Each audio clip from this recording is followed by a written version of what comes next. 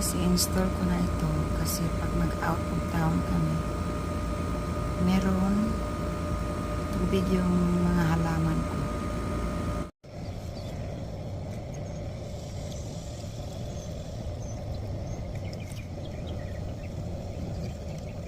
Tapos, timer.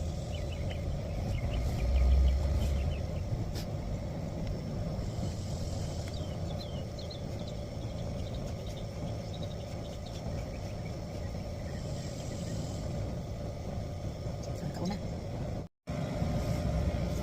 So, ilagay ko ulit ito.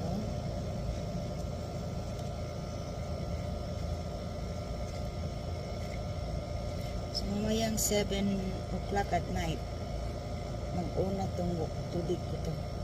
Pero, pwede na itong i-on kahit hindi pa oras. Tapos, ilagay ko yung hose.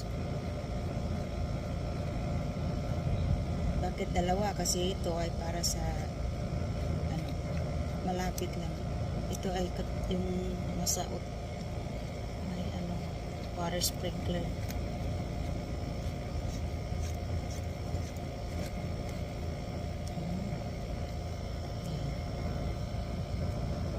Yan. Sample natin, baka mag-leak. O naka-on yan, ito ay off. So, tingnan natin.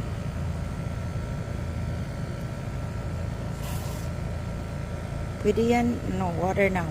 See? Water now. Ito lang. 1 minute lang para sample.